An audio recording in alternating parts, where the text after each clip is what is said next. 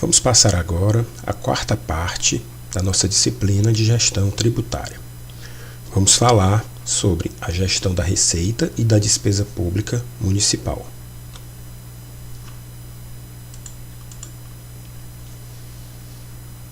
O orçamento público ele é uma lei que, entre outros aspectos, exprime em termos financeiros a alocação dos recursos públicos. Sendo assim, podemos afirmar que o orçamento público é um instrumento de planejamento que espelha as decisões políticas, estabelecendo as ações prioritárias para o atendimento das demandas da sociedade, em face à escassez de recursos. Essa visão de orçamento público enquanto lei, ela é uma visão bem característica da área jurídica. É claro que os outros campos de estudo, a administração pública, a economia, elas vão encarar o orçamento sobre outros aspectos. Porém, aqui na nossa disciplina, que é mais voltada para o estudo do ângulo jurídico, o orçamento ele é uma lei aprovada pelo Poder Legislativo e que, como é falado no slide, ele exprime, em termos financeiros, a alocação dos recursos públicos, ou seja, onde os recursos públicos vão ser alocados, vão ser destinados. Então, por isso que o orçamento ele se revela um instrumento de planejamento.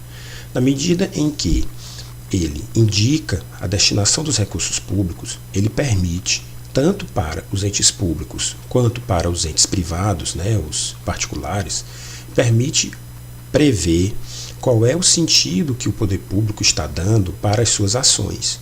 E também ele indica quais ações são prioritárias para atender essas demandas da sociedade. Nós podemos ter 3 tipos de leis orçamentárias. PPA, que é o Plano Plurianual, a LDO, Lei de Diretrizes Orçamentárias, e a LOA, Lei Orçamentária Anual.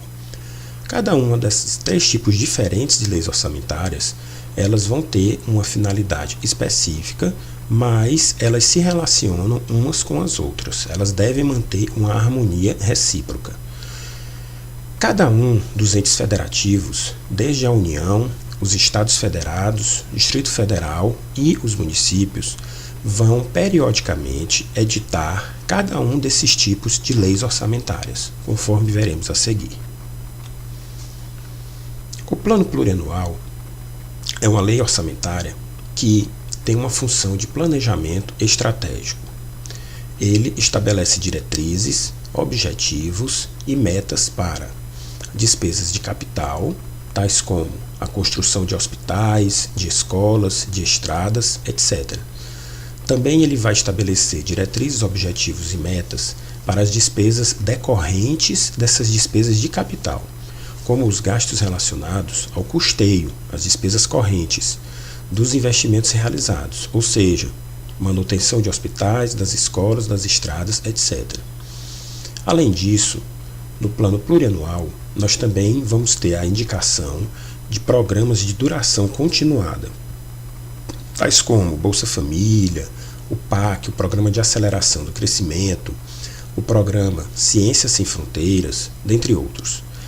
Esses 3 são exemplos de programas de duração continuada que foram formatados pela União e que são previstos no Plano Plurianual da União Federal. E por que eles são considerados programas de duração continuada? É porque a execução desses programas ela é superior a um exercício financeiro. Então a gente está percebendo aqui que o Plano Plurianual ele tem essa finalidade de planejamento estratégico, porque ele é aprovado para um período de 4 exercícios financeiros, que correspondem a 4 anos. Então, como o Plano Plurianual ele vai externalizar essa visão de quais são as diretrizes, objetivos e metas da administração pública para um período de 4 anos, então ele serve também como uma ferramenta de planejamento e ele vai influenciar a elaboração das outras leis orçamentárias, a LDO e a LOA, que nós vamos já falar. A Lei de Diretrizes Orçamentárias, ela tem como finalidades estabelecer as metas e prioridades da administração pública, incluindo as despesas de capital para o exercício subsequente. Ou seja, quando a LDO é elaborada em 2017 e é aprovada, ela se refere ao exercício subsequente, que é o de 2018.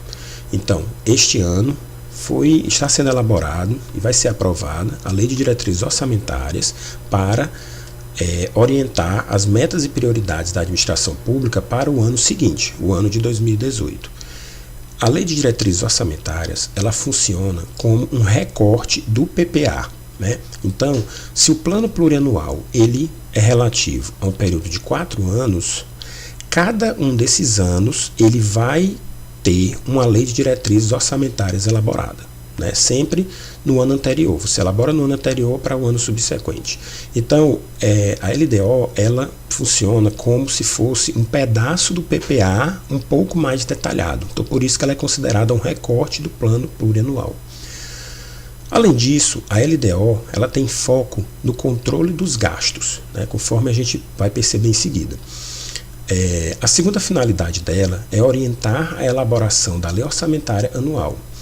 Então, ela compatibiliza a lei orçamentária anual com o plano plurianual. Ela serve de elo de ligação entre o plano plurianual, que é feito para um período de 4 anos e que prevê a atuação do poder público num plano estratégico, e vai fazer a ligação com o plano operacional, que é o plano da lei orçamentária anual, né, o nível operacional.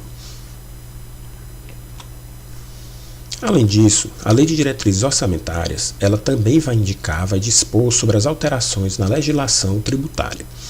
Os tributos eles são a principal fonte de receita dos entes públicos. Então, qualquer alteração para maior ou menor nos tributos traz impactos nos resultados fiscais esperados para o orçamento público. Apenas modificações significativas devem ser previstas na LDO. Então, vejam, a LDO ela tem que ter no seu texto as modificações que serão realizadas na tributação para aquele período aquele ano que ela se refere, mas somente as modificações que realmente tenham um impacto significativo. Se for alguma modificação mais de valor não tão significativo, não há necessidade de inclusão na LDO. Por último, na verdade, ainda não é o último, a LDO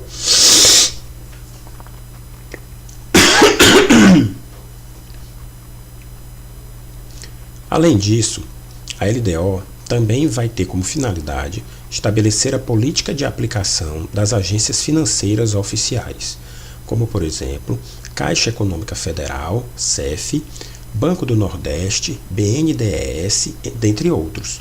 Então a gente vê aqui um aspecto também de planejamento na Lei de Diretrizes Orçamentárias, só que voltada apenas para o período de um exercício financeiro. Então ela estabelece a política de aplicação dessas agências financeiras oficiais. Por último, a Lei de Diretrizes Orçamentárias também vai ter no seu texto a autorização para a concessão de qualquer vantagem ou aumento de remuneração de servidores públicos, de trabalhadores públicos. Ela também vai ter autorização e a concessão de criação de cargos, empregos e funções, ou a alteração de estrutura de carreiras, bem como também autorização para a admissão ou contratação de pessoal a qualquer título pela administração pública, ou seja a contratação de empregados seletistas, seja a admissão de servidores efetivos por concurso público. Tudo isso tem que estar autorizado na Lei de Diretrizes Orçamentárias, ressalvadas as sociedades de economia mista e as empresas públicas. Então a gente vê também aqui um papel que a LDO executa, que é o de controlar a política salarial e a política também de admissão de pessoal no serviço público, seja pessoal estatutário ou pessoal seletista. Prosseguindo, temos agora o último tipo de lei orçamentária, né? Já vimos o plano plurianual, que tem duração para um período de 4 anos e que demonstra qual é o planejamento estratégico da administração pública. Vimos também que existe a Lei de Diretrizes Orçamentárias, que é elaborada para um período anual, né? Cada ano vai ter a sua LDO. E agora nós vamos ver que existe também a Lei Orçamentária Anual. A finalidade da lei orçamentária anual é estimar a receita orçamentária e fixar a despesa orçamentária para o exercício subsequente.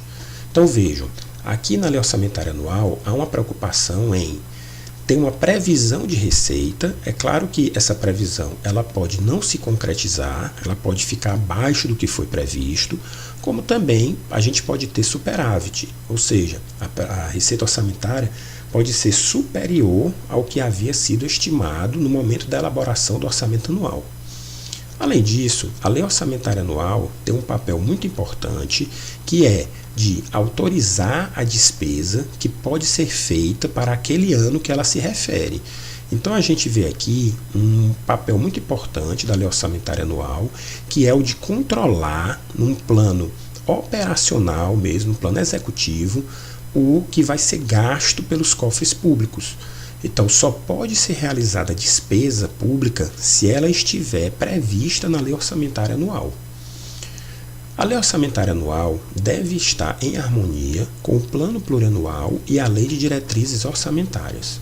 Como eu disse no início dessa parte do nosso assunto, as 3 leis orçamentárias elas devem guardar harmonia entre si. Então, se temos um planejamento para um período de 4 anos no plano plurianual, é feito um recorte de cada um desses anos. Esse recorte ele é detalhado na LDO, que vai dizer as metas, né, e as prioridades para aquele ano. E em seguida, a lei orçamentária anual, que é outra lei aprovada pelo Legislativo, ela vai detalhar mais ainda o que foi dito na LDO e vai ter essa vigência para um exercício financeiro, onde ela vai, como eu disse, dizer a receita estimada para aquele exercício financeiro e vai autorizar todas as despesas que podem ser realizadas para aquele ano. Bem, passando agora a falar das receitas municipais, nós vamos ter como as principais receitas, né, no âmbito dos municípios, os tributos, principalmente os impostos e taxas municipais. Os impostos que podem ser instituídos pelos municípios são aqueles previstos na Constituição Federal. É o IPTU, o Imposto Predial e Territorial Urbano, o ISS, que é o Imposto sobre Serviços de Qualquer Natureza, e o ITBI, que é o Imposto sobre Transmissão de Bens Intervivos por Ato Oneroso. Além desses tributos, né, e os municípios também podem instituir taxas, contribuição de melhoria, enfim, nós vamos ter também como importantes receitas municipais as transferências intergovernamentais. As transferências intergovernamentais são aqueles recursos que são repassados pela União e pelos estados para os seus respectivos municípios. E nós vamos ter aí alguns tipos de transferências intergovernamentais. O primeiro tipo são as transferências intergovernamentais constitucionais. Temos como exemplo aí o ITR, que é o Imposto sobre Propriedade Rural, em que a União ela repassa uma parte do ITR para os respectivos municípios, ou até mesmo os municípios podem assumir a competência, né, para cobrar esse ITR e até receberem integralmente o valor arrecadado, depender de convênio realizado com a União Federal. Além disso, os municípios recebem também recursos do Fundo de Participação dos Municípios, né? Quanto aos estados, eles podem também receber transferências intergovernamentais do Fundo de Participação dos Estados. Nós temos também outro tipo de transferência constitucional, né, que são aquelas transferências previstas no texto da Constituição, o Fundeb, que é o Fundo de Manutenção e Desenvolvimento da Educação Básica e de Valorização dos Profissionais da Educação, que também é uma importante receita recebida pelos municípios e também pelos estados. Ainda no campo das receitas municipais, nós temos as transferências intergovernamentais legais, que podem ser vinculadas a uma finalidade, como por exemplo o Programa Brasil Alfabetizado e o Programa Nacional de Alimentação Escolar, o PNAE.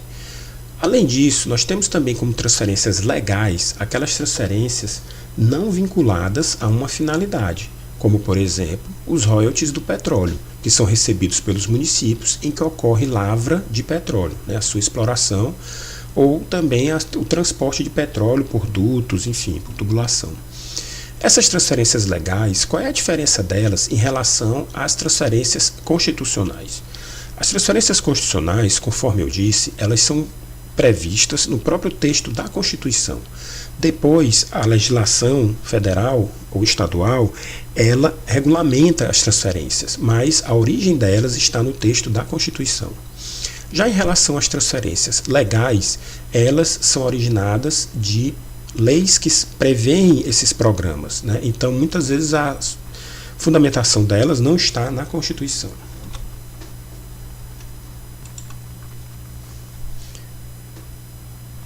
Nós podemos ter também, como exemplo de transferências intergovernamentais, as transferências fundo a fundo. Como exemplo, nós temos aqueles recursos oriundos do Fundo Nacional de Saúde e também recursos provenientes do Fundo Nacional de Assistência Social, que são transferidos desses fundos de caráter federal para os fundos municipais ou fundos estaduais. Outro exemplo de transferência intergovernamental é a transferência direta ao cidadão. Exemplos como Bolsa Família, Programa de Erradicação do Trabalho Infantil, em que a União Federal transfere diretamente ao cidadão recursos, também provocando impacto, né, no âmbito municipal com o recebimento desses recursos, mas os valores são direcionados diretamente para o cidadão. Temos também as transferências intergovernamentais voluntárias, que são aquelas realizadas através de convênios ou de contratos de repasse. E, por último, nós temos as transferências intergovernamentais e estaduais aos municípios, onde também vai depender de contrato de repasse ou também de outros tipos de ajuste. Bem, aqui encerramos a quarta parte da nossa disciplina de gestão tributária e falamos sobre o tema da receita e da despesa pública municipal.